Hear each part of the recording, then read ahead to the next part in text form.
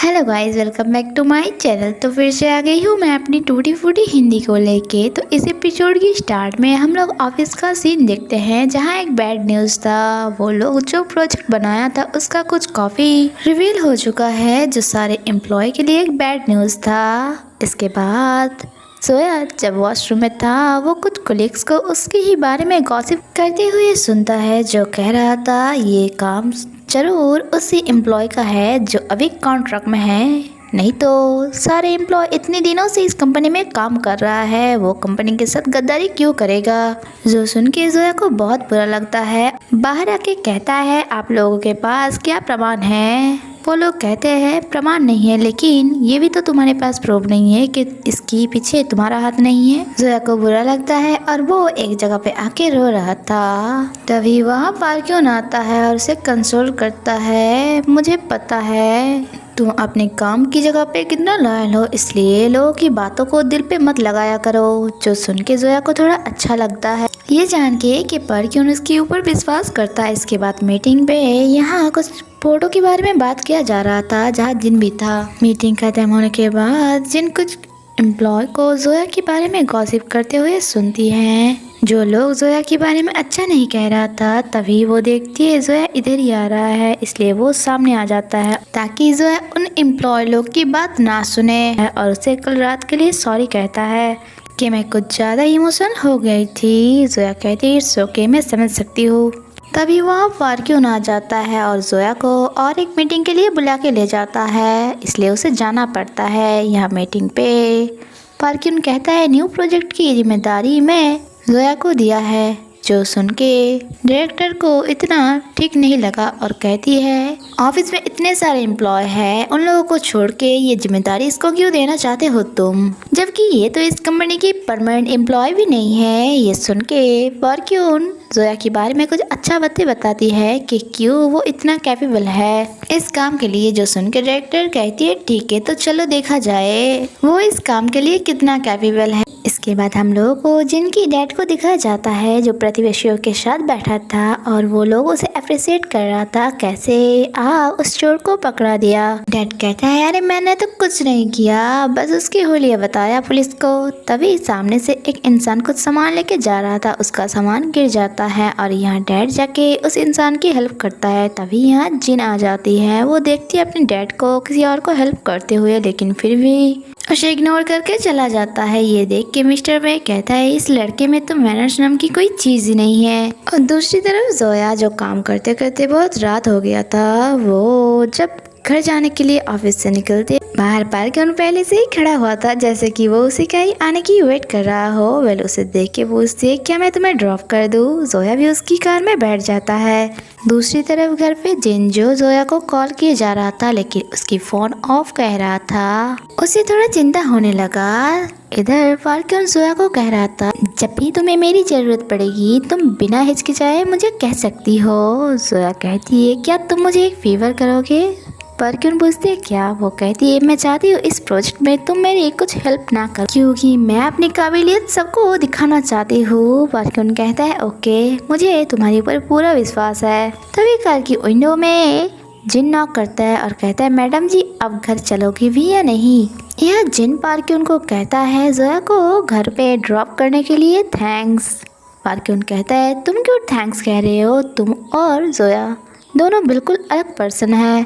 और जोया को कहती है जोया ये प्रोजेक्ट कंप्लीट होने के बाद हम लोग डेट पे चलेंगे। और ये सुन के सच में जिनको बहुत जलस फील हुआ। घर आने के बाद वो जोया को पूछती है क्या तुम भूल गए हो कि मैं अभी भी तुम्हारे साथ एक ही घर पे रह रही हूँ, मतलब तुम मेरे बारे में भूल तो नहीं गए हो ना। तभी उज उड़ जाती है। जोया कहती है अरे उज उड़ गई और वो जल्दी जल्दी यहाँ से चला जाता है।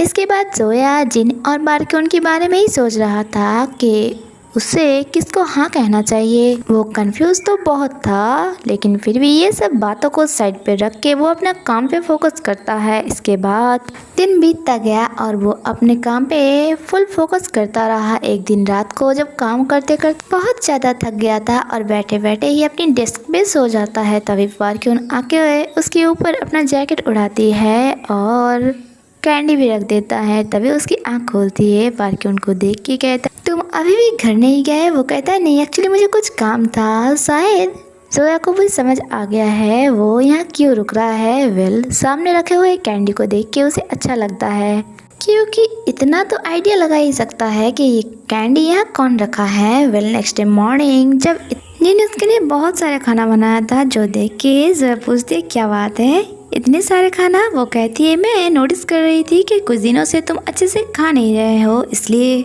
और उसे पूछती है ऑफिस में क्या कुछ हुआ है, लेकिन जोया उसे बताना नहीं चाह रहा था, इसलिए जिन उसे सच बता देता है कि उस दिन कुछ कोलीग्स को मैंने तुम्हारे बारे में गॉसिप करते हुए सुना था, इसलिए अब बोली दो क्या हुआ है। वो सब कुछ जिन को बताती है, जो सुन के जिन बहुत ज़्यादा गुस्सा हो जाता है और कहता है वो लोग ऐसे कैसे बोल सकते हैं तुमको, तुम पुलिस में जाके रिपोर्ट क्यों नहीं करते हो, वो लोग तुम्हें बुली कर रहा है। उसे ऐसे गुस्सा होते हुए देख के जोया कहती है ठीक है, मुझे बहुत अच्छा लगा कि तुम मेरे साइड ले रहे हो। जिन उसे कहती है अगर तुम्हारे प्रोजेक्ट के लिए तुम डेटा कलेक्ट करना चाहते हो तो तुम मेरे साथ जा सकती हो। वहाँ बहुत सारे फॉरेनियर आएगा, तुम उन लोगों को अपने हाथों का बनाया हुआ खाना खिला सकते हो और उन लोगों से खाने का रिव्यू कलेक्ट कर सकती हो। जो सुन के ये आइडिया जोया को बहुत अच्छा लगता है, लेकिन कंडीशन एक ही था, उजू की ख्याल कौन रखेगा। इसके बाद उन दोनों ने ही अपने अपने फ्रेंड को कॉल करता है और प्रतिवेशियों के पास भी जाता है, लेकिन आज कोई इतना फ्री नहीं था कि उजू की ख्याल रख सके। इसके बाद जब मिस्टर वे को वो लोग कॉल करता है, वो लोग हाइकिंग पे गया हुआ था। आंटी बताती है वहाँ उजू की ग्रैंडपा है, उनको बुला लो ना। नेक्स्ट सीन में हम लोग देखते हैं वो लोग ग्रैंडपा को बुला लिया था और उजू को उसके साथ ऐसे खेलते हुए देख के जिनको भी अच्छा लग रहा था। नेक्स्ट सीन में हम लोग देखते हैं एक जगह जहाँ फॉरेनियर आया था, जिन उन लोगों का फोटोशूट कर रहा था और उन लोगों के साथ डील कर रहा था। वही साइड में जोया कुछ खाने की चीज़ प्रिपेयर कर रहा था और उन फॉरेनियर को जाके पूछता है कि आप लोग ये खाना खा के आप लोगों का हॉनेस्ट रिव्यू दे सकते हो, और मुफ्त का खाना कौन नहीं खाना चाहेगा। वो लोग भी खा के अपना रिव्यू देता है। सच में जो पॉजिटिव आया था। शूट खत्म हो जाता है और रात हो जाता है, तभी यहाँ बारिश स्टार्ट हो जाता है। जोया की हाथ पकड़ के जिन एक जगह पे ले जाता है ताकि बारिश से बच सके। जोया देखती है जिन कुछ ज़्यादा ही भीग गया है, इसलिए वो उसे कहता है मुझे पता है तुम्हें बारिश नहीं पसंद। हम जाके उसके साइड में बैठ जाती है और यहाँ गलती से उसका हाथ जोया की हाथ के ऊपर आ जाता है। वो फटाक से अपना हाथ हटा लेता है और कहता है अब मुझे बारिश उतना भी खराब नहीं लगता, स्पेशली तब जब तुम मेरे साथ रहते हो। ये भी कहता है फ्यूचर में जब भी तुमको मेरी ज़रूरत पड़ेगी मैं तुम्हारे साथ रहूंगी। जोया भी कहती है मैं भी। दोनों एक दूसरे को यह प्रॉमिस करता है। नेक्स्ट सीन हम लोगों का ऑफिस का दिखा जाता है, जहां जोया अपनी प्रोजेक्ट दिखा रहा था और उसका प्रोजेक्ट माइंड ब्लोइंग था, जो सारे एम्प्लॉय को इवन तो डायरेक्टर को भी बहुत ज़्यादा पसंद आया और उसका ये प्रोजेक्ट डायरेक्टर ने फाइनल के लिए सिलेक्ट कर लेता है। इसके बाद वो वॉशरूम पे आके पार्किंग की कही हुई बातों को ही याद कर रहा था कि ये प्रोजेक्ट सारे एम्प्लॉय के लिए कितना ज़्यादा लाभदायक हो सकता है। और प्रेजेंट टाइम में जोया को जिन भी मैसेज करता है, जोया उसे एक खुशखबरी बता देता है। जिन बहुत ज़्यादा खुश और ये छोटा सा खुशी सेलिब्रेट करने के लिए वो व्यक्ति चला जाता है केक लेने के लिए। नेक्स्ट सीन में हम लोग जोया को देखते हैं, वो बहुत ज़्यादा खुश था और रास्ते से जा रहा था। दूर से उसे परक्यून देख के उसके पास आता है और उसे डायरेक्ट प्रपोज कर देता है कि मैं तुम्हें बहुत ज़्यादा लाइक करती हूँ। ये सुन के तो जोया जैसे स्पीचलेस हो गया था। गाइस, आप लोगों को क्या लगता है जोया किसे चूज़ करेगा? 7 साल से वो प्यार जिसे वो कॉलेज टाइम से पसंद करता है, या वो जो बस उसकी लाइफ जस्ट कुछ ही महीना हुआ आया है, जिसके लिए उसके दिल में क्या फीलिंग है शायद वो भी नहीं जानता। नेक्स्ट सीन हम लोगों को घर का दिखाया जाता है, जहाँ जिन केक लेके बैठा था। देर हो गया था, जोया अभी तक नहीं आया था, इसलिए जिन उसे कॉल करता है। जोया कहती है मैं डिनर पे आई हूँ, जो सुन के जिनको याद आता है जब पार्किन उसे कह रहा था प्रोजेक्ट ख़त्म होने के बाद हम लोग डेट पे चलेंगे। वो पूछती है क्या तुम पार्किन के साथ हो? वो कहती है हाँ। ये सुन के जिन सैड होके फ़ोन रख देता है। इधर पार्किन के साथ वो डेट पे था। पार्किन कहती है मैं तुमको फोर्स नहीं कर रहा हूँ, एटलीस्ट तुम मेरे साथ 2-3 बार डेट पे चलो, अगर ना अच्छी लगी तो तुम मुझे मना कर देना। इसके बाद पार्किन उसे घर पे ड्रॉप करता है। अंदर जाने से पहले वो हिम्मत करके जोया को पूछ लेता है तो क्या कल हम लोग डेट पे चले? वो कहती है ठीक है। अंदर आने के बाद वो देखती है पार्क्यून उजू को अपने साथ ही सुला लिया है। इसके बाद वो ड्राइंग रूम पे आके बैठ जाता है और जिन और पार्क्यून की प्रपोजल के बारे में ही सोच रहा था। हम लोगों को ऑफिस का सीन दिखाया जाता है जहाँ पार्क्यून जोया को चुप चुप के ही देख रहा था, लेकिन जोया कुछ ज्यादा अटेंशन नहीं देता उसे। ब्रेक टाइम पे पार्क्यून जोसियोंग से एडवाइस ले रहा था। उसका एक फ्रेंड की नाम लेके ये बोल रहा था कि मेरा एक फ्रेंड एक लड़की को प्रपोज किया, लेकिन उसे समझ नहीं आ रहा है कि वो लड़की उसे क्या आंसर देगा। और जोचियोंग जो उसे उल्टा फुल्टा एडवाइस दिया जा रहा था और बेचारा पार्क्यून ये सब सुन रहा था क्योंकि वो कभी भी रिलेशनशिप में नहीं गया है, इसलिए इन सब बारे में उसे आइडिया नहीं था। और इधर जोया अपने फ्रेंड को सब कुछ बता देता है। उसका फ्रेंड कहता है ये तो अच्छी बात है, अब तुम दोनों में से चूज कर सकते हो कि कौन तुम्हारे टाइप का है। और मुझे जितना पता है तुम पार्क्यून को लाइक करते हो, वो भी कॉलेज टाइम से, और जिन तो जस्ट कुछ ही महीना हुआ है तुम्हारे लाइफ में आई। ये सुन के जोया कहती है तुम पार्क्यून और जिनको एक साथ कंपेयर मत करो, क्योंकि जिनके साथ किसी भी टॉपिक को लेके मैं बिना झिझक की बात कर सकती हूँ, लेकिन पार्क्यून से नहीं। हाँ ये बात सच है, मैं पहले उसे लाइक करती थी क्योंकि सच में वो हर तरह से एक परफेक्ट इंसान था। मैं उसे एक आइडल की तरह देखता था और उसे देख के मैं मोटिवेट होता था। जब वो घर आता है जिनको देख के कहता है मैं कल आने से पहले ही तुम दोनों सो गए थे। जिन जो जोया की तरफ से और कोई होप नहीं रखना चाहती थी, इसलिए वो उससे ज्यादा बात नहीं कर रहा था। जोया देखती है वो इंस्टेंट नूडल्स बना के खा रहा है। वो कहती है अरे तुम ये क्यों खा रहे हो, रुको मैं अभी कुछ बना के देती हूँ तुम्हें। और जब फिर से सामान लेने के लिए जाता है वह केक रखा हुआ देखता है और जिनको पूछता है केक किस लिए। जिन कहती है कल मैं तुम्हारे लिए ले आया था सेलिब्रेट करने के लिए, जबकि जोया वो केक खोल के कहती है अरे चॉकलेट केक मेरी फेवरेट है। जो सुन के जिन कहती है अच्छा ऐसा है क्या, चलो मैं तुम्हारे लिए स्पून लेके आती हूँ। और वो मजे मजे के साथ केक खाने लगता है। इसी बीच वो जिनको कहती है मुझे एक बाइट नूडल्स दो। वो कहती है अरे तुम मेरे बाउल से क्यों लोगे, रुको मैं अभी तुम्हारे लिए लेके आती हूँ। जोया कहती है थोड़ा सा ही तो लेना है, इसके लिए बनाने की क्या जरूरत,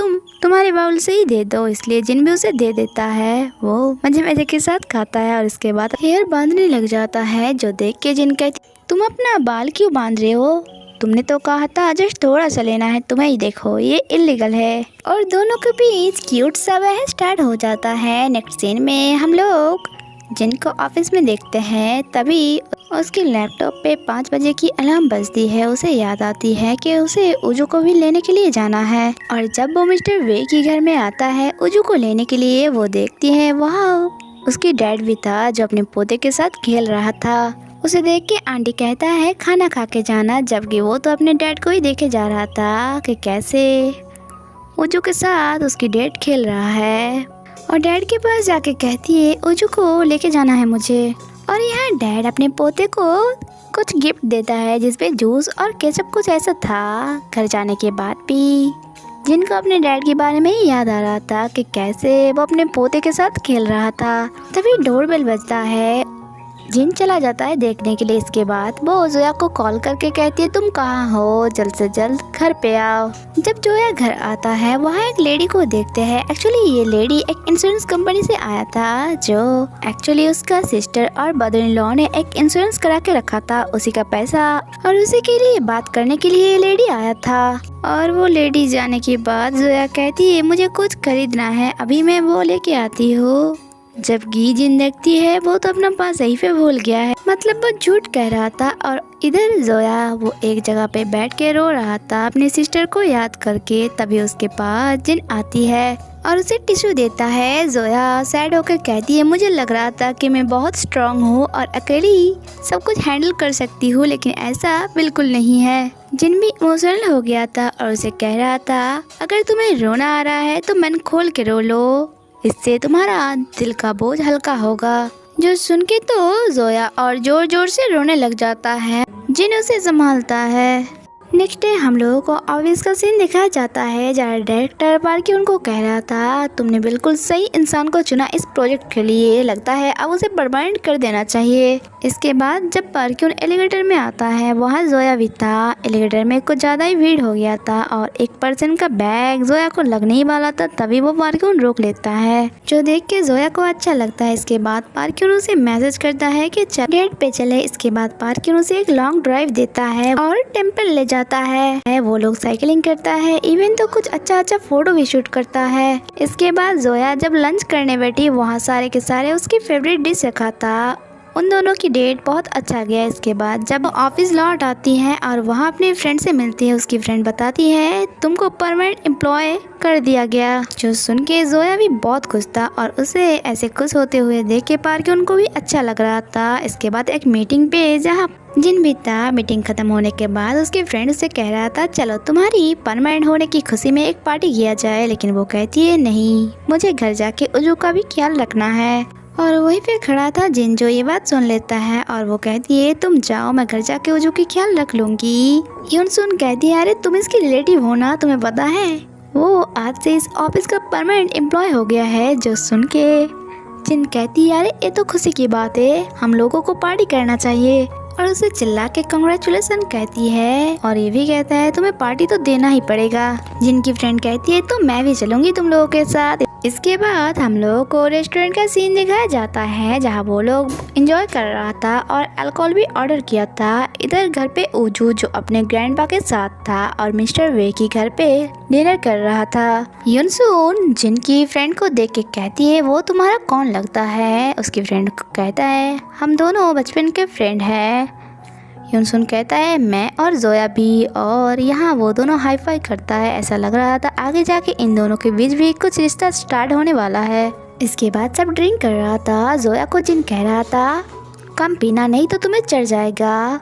यूनसून कहता है हाँ मुझे पता है, उसे कम पीते ही चढ़ जाता है, लेकिन आज तक वो ना ही कुछ उल्टा पुल्टा बका है और ना ही कुछ ऐसा बिहेव किया है। जो सुन के जिन धीरे से ही कहता है लगता है मैं कुछ गलत देख लिया, और ये बात वॉनसुन भी सुन लेता है और कहती है हाँ तो इसीलिए तो मैं सोचूं तुम दोनों उस दिन एक ही बेड में कैसे सो गए थे। जो सुन के तो उन दोनों के गले में खाना ही अटक गया था। जो सुन के जिनके फ्रेंड भी हैरान होता है, जबकि वो दोनों एक्सप्लेन कर रहा था कि तुम लोग जैसे सोच रहे हो वैसा कुछ नहीं हुआ।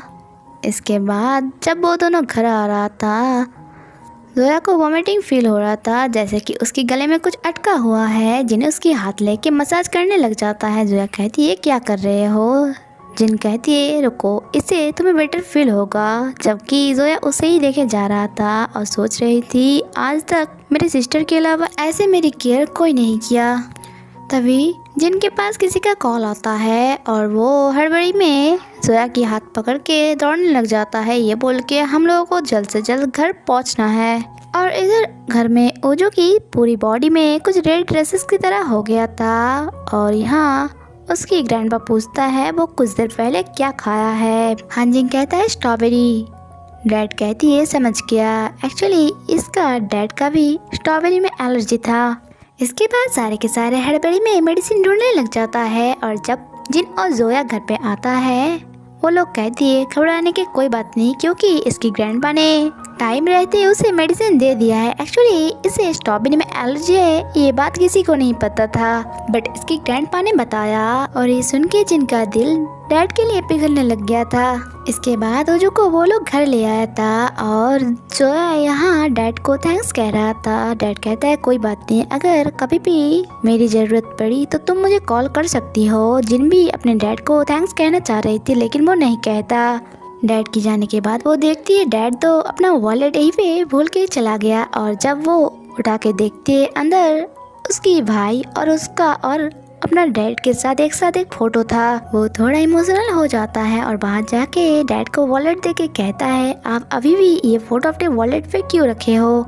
डैड वो फोटो देख के कहती है अरे ये फोटो, इस फोटो को देख के मुझे हिम्मत मिलता है। जब भी मैं कुछ प्रॉब्लम पे रहूँ या किसी मुसीबत में पड़ूँ तब ये फोटो मुझे याद दिलाता है कि मेरा अपना बोल के भी इस दुनिया में अभी भी कोई है। जो सुन के जिन थोड़ा सैड हो जाता है और इन सब के लिए अपने डैड को थैंक्स कहता है। घर आने के बाद भी उसकी डैड के बारे में याद आ रहा था उससे, इसलिए वो सो भी नहीं पा रहा था। तभी यहाँ जोया आती है और उसे पूछती है तुम सो क्यों नहीं रहे हो। वो कहती है मुझे नींद नहीं आ रहा है, लगता है आज पूरी रात मैं सो नहीं पाऊंगी। इसलिए जोया उसे कंपनी देने के लिए यहीं पे बैठ जाता है और ये देख के जिन को भी अच्छा लगता है और दोनों पूरी रात जाग के बातें करता है। नेक्स्ट डे जोया उजू को डॉक्टर के पास ले आया था। डॉक्टर बताती है बच्चे की पूरी बॉडी में एलर्जी नहीं फैला क्योंकि इसे टाइम तक मेडिसिन दे दिया गया था, जो अच्छी बात है। इसके बाद जब वो घर आ रहा था रास्ते में ही वो अपने ग्रैंडपा से मिलती है। उजू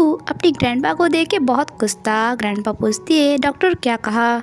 जोया बताती है उजू को स्ट्रॉबेरी में एलर्जी है और आपको थैंक्स क्योंकि आप टाइम पे उसे मेडिसिन दे दिया था जिस वजह से उसकी पूरी बॉडी में एलर्जी नहीं फैला। जो सुन के डैड कहती है थैंक्स कहने की क्या जरूरत है और तुम्हें पता है ना अपने को कभी थैंक्स नहीं कहते, और वैसे भी कल जिन ने भी मुझे थैंक्स कहा। जो सुन के जोया थोड़ा हैरान था और कहता है सच में। वो कहती है हाँ, क्या तुम मेरी एक हेल्प करोगे, और यहीं पे सीन कट हो जाता है। इसके बाद हम लोगों को घर का सीन दिखाया जाता है जहाँ जोया जिनको कह रहा था इन दिनों में तुम्हारे डैड हम लोगों को बहुत हेल्प, इसलिए मैं चाहती हूँ उनको डिनर पे बुलाओ, लेकिन इसमें अगर तुमको कुछ प्रॉब्लम है तो मैं बाहर कहीं पे उसे डिनर करवा दूंगी।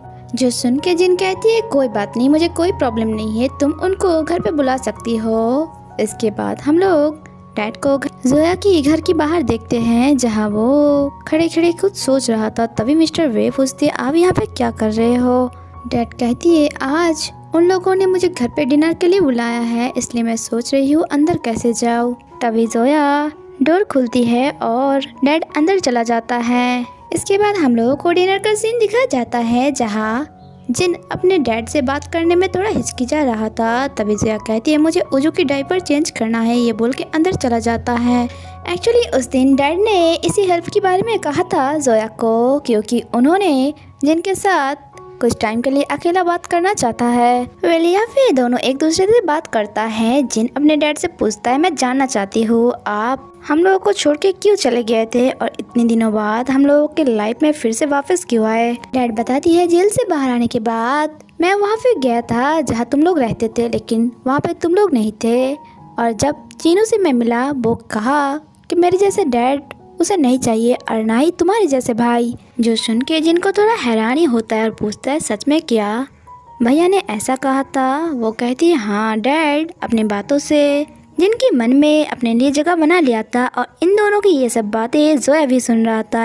डैड या जिनको बार बार सॉरी कह रहा था। जिन कहती है आपको बार बार सॉरी कहने की कोई ज़रूरत नहीं। इसके बाद डैड वहाँ से चला जाता है और नाइट पे डैड की कही हुई बातें जिन सोच रहा था और हम लोगों को जोया को दिखाया जाता है। यहाँ फ्लैशबैक द्वारा हम लोगों को पता चलता है एक बार जब जोया की बहस हो गया था अपने सिस्टर से, तब उसका जीजू उसे बताया था कि तुम्हारी सिस्टर बिल्कुल सही डिसीजन लिया, अगर मेरी फैमिली होती और मैं तुम्हारी सिस्टर की जगह पे होती तो ऐसा ही कोई डिसीजन लेता। प्रेजेंट टाइम में जैसे जोया को जिनकी डैड के ऊपर थोड़ा सा डाउट हो रहा था। नेक्स्ट डे मिस्टर वे की अपने एक पुलिस फ्रेंड के साथ मुलाकात होता है। वो बताती है चोर कह रहा था कि कभी भी 176 नंबर की अपार्टमेंट पे गया ही नहीं। जो सुन के मिस्टर वे को थोड़ा हैरानी होती है क्योंकि डैड ने बताया था मैंने अपने आंखों से चोर को देखा है। स्टार्ट में हम लोग जोया को इंश्योरेंस कंपनी में देखते हैं जहां वो लेडी आके जोया को पूछती है क्या इंश्योरेंस के बारे में तुमने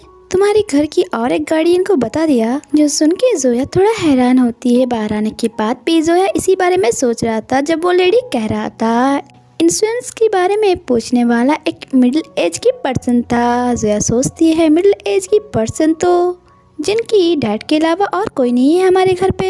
लेकिन जोया कुछ नेगेटिव नहीं सोचना चाह रहा था, इसलिए वो घर आ जाता है और यहाँ के जब डैड को देखते हैं तब उसे याद आता है और वो डैड को पूछने ही वाला होता है इस बारे में, लेकिन तभी वहाँ जिन आ जाता है। इस कारण वो डैड को कुछ पूछ नहीं पाता। नेक्स्ट डे हम लोग डैड को देखते हैं, वो किसी को कॉल पे कह रहा था तुम चिंता मत करो, पैसा टाइम पे भेज दूंगी क्योंकि इस बार बहुत बड़ी चाल चाली है मैंने, जिससे हम लोगों को बहुत ज़्यादा पैसा मिलने वाले हैं। ये सुन के ये बात तो साफ साफ समझ आ रहा था कि डैड एक अच्छा इंसान बिल्कुल नहीं है और इधर घर के अंदर सोया और जिन मिलके ओजू को रेडी कर रहा था। उसे किंडरगार्टन छोड़ के वो दोनों ऑफिस जाने वाला है आज।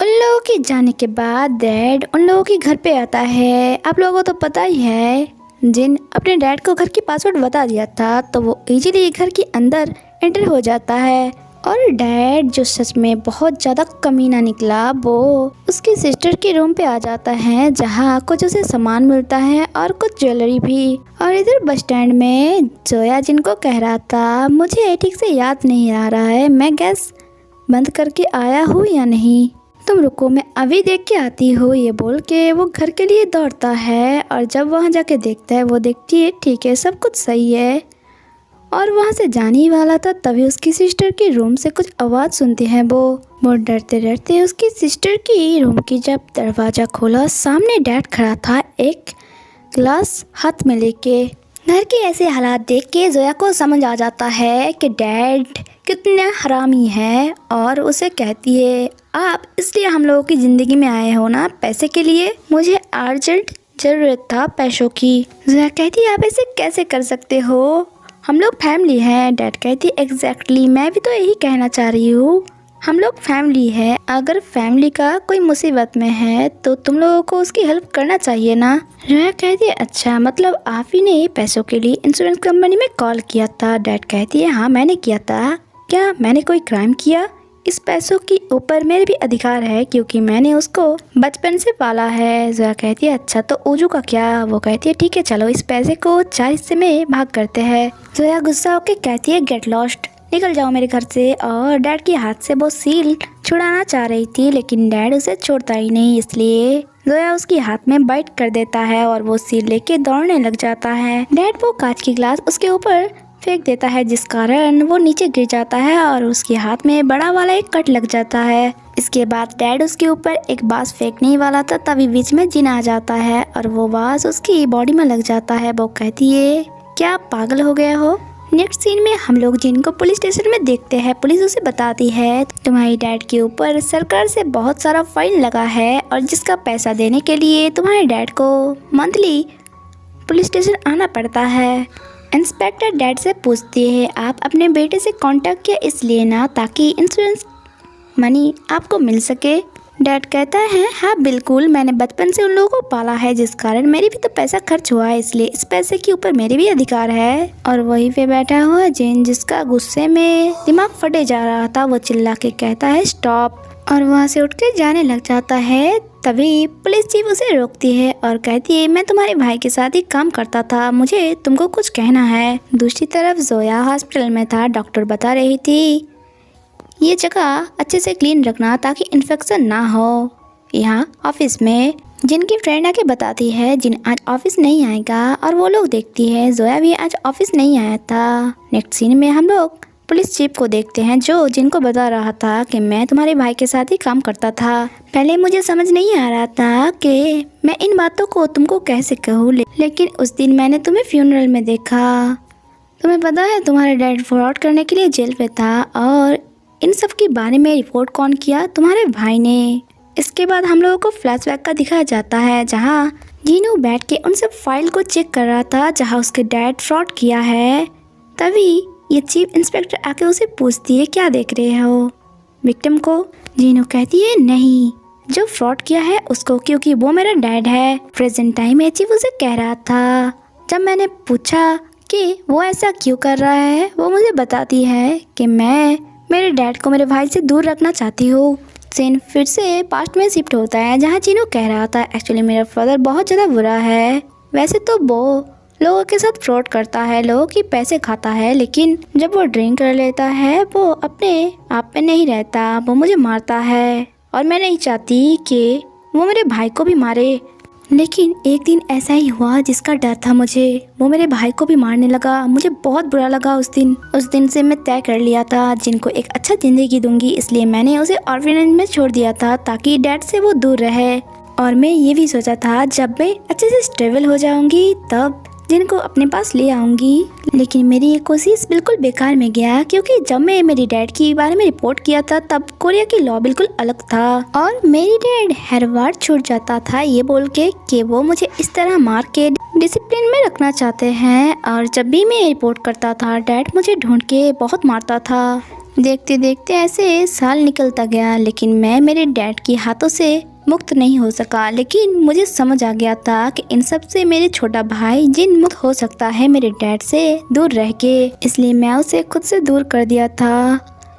मुझे ये लगा था कि ऐसे ही मैं उसे प्रोटेक्ट कर पाऊंगी। मेरे पास और कोई दूसरा ऑप्शन नहीं था। यहाँ चीफ उसे कुछ फोटो दिखाता है जो उसी का था जब उसे चोट लगा था। जोया उसे बार बार कॉल कर रहा था, लेकिन वो कॉल रिसीव नहीं करता। इसके बाद वो घर जाके अपने भाई के रूम पे जाता है, जहाँ वो अपने भाई की ड्रेस देख रहा था। तभी वहाँ एक डायरी मिलता है उसे, जिसमें उसकी और उसका भाई का फोटो था।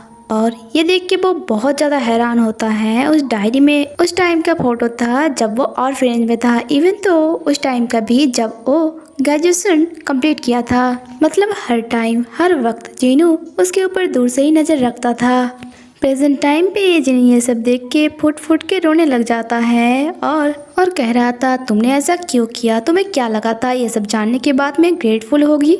इसके बाद जब जोया घर आता है वो जिन को देख के कहता है अरे तुम यहाँ हो, मैंने कितनी बार तुम्हें कॉल किया, तुम कॉल रिसीव क्यों नहीं किया। जिन कहती है मैं किसी और पे बिजी था, तुम बोलो डॉक्टर क्या बताया। वो कहती है डॉक्टर ने कहा डरने की कोई बात नहीं, कुछ ही दिन में ठीक हो जाएगा मेरा हाथ, तुम बताओ तुम ठीक हो ना। जिन कहती है हाँ मैं ठीक हूँ और अभी मैं बाहर जा रही हूँ, रात को देर से लौटूंगी तो मेरी आने की वेट मत करना। ये बोल के वो वहाँ से चला जाता है। नेक्स्ट सीन में हम लोग देखते हैं वो एक बार में बैठ ड्रिंक कर रहा था, तभी उसकी फ्रेंड की कॉल आता है। इसके बाद हम लोग देखते हैं उसका फ्रेंड उसके पास आया था, जिन उसे बता रहा था मेरे भाई की डेथ के दिन वो मुझे कॉल किया था कुछ बताने के लिए, और वो ये था कि हमारा डैड जेल से बाहर निकल गया है। लेकिन मैंने उसकी कॉल ही रिसीव नहीं किया और ना ही कॉल बैक किया। वो बहुत ज़्यादा हर्ट हुई। अगर मैं उसे कॉल बैक कर लेती शायद वो हर्ट नहीं होती और अब हम लोगों की बीच में होती और मुझे भी अपनी मॉम डैड के साथ होती। उसका फ्रेंड कहता है तुम जैसा सोच रही हो वैसा बिल्कुल नहीं। जिन कहती है नहीं ऐसा ही है, अगर मैं उसकी लाइफ में ना होती तो वो एक अच्छा लाइफ बिताती, लेकिन वो मेरे लिए इतना सारा सेक्रीफाइस किया, लेकिन मैं उसके लिए क्या किया। लास्ट बार जब उसकी एंगेजमेंट पे मैं उससे मिली थी उस टाइम भी मैं उसे भला बुरा कह के आया था। और इधर घर पे जोया उजू को सुलाने की कोशिश कर रहा था, लेकिन वो सोती नहीं और अंकल की रूम के दरवाजे की तरफ उंगली करके कहती है अंकल। जोया कहती है आज तुम्हारे अंकल देर से घर लौटेगा इसलिए तुम सो जाओ। उजू कहती है नो। जोया को भी जिनको लेके चिंता होने लगा क्योंकि बाहर बहुत तेज बारिश हो रहा था। इसके बाद नेक्स्ट डे का सीन दिखाया जाता है जब डायरेक्टर चोमू स्टूडियो पे आता है। वो वहाँ जिनको देखते हैं और जिन कहती है सारा काम कंप्लीट हो गया। चोमू पूछती है क्या तुम पूरी रात घर नहीं गए, और वो देखती है जिनकी गाल में एक कट है। वो कहती है इस पे मेडिसिन लगाओ नहीं तो ये दाग छोड़ जाएगा। और इधर कंपनी में जोया को परमानेंट एम्प्लॉय कर दिया गया था जिसकी सेलिब्रेट हो रहा था यहाँ। और यहाँ एक एम्प्लॉय उसे पूछ रहा था क्या डायरेक्टर पर कि उन तुम्हें पहले से ही पहचानता है, क्योंकि उन्होंने स्पेशली कहा कि एक चॉकलेट केक मंगाना। जो सुन के जोया को पता चलता है पर कि उनको अभी भी उसकी पसंद और नापसंद के बारे में अच्छे से याद है। नेक्स्ट सीन में हम लोग जोया को उसकी फ्रेंड के साथ देखते हैं। जोया सब कुछ बता दिया था उसे। उसकी फ्रेंड पूछती है तुम ठीक हो ना। वो कहती है हाँ, जिन ने मुझे बचा लिया, लेकिन मेरे से ज़्यादा उसको लेके मुझे टेंशन हो रहा है क्योंकि वो बहुत ज़्यादा सैड था। मैं ही हर टाइम उसे पुश करता था कि तुम्हारी फैमिली है, तुम्हें उनकी बातें मानना चाहिए, लेकिन अब वो बहुत ज़्यादा हर्ट हुई। उसका फ्रेंड उसे कहता है तुम्हें उसके साथ बात करना चाहिए। और यही पे एपिसोड खत्म होता है। आगे क्या होता है वो जानने के लिए स्टे कनेक्टेड। Bye bye.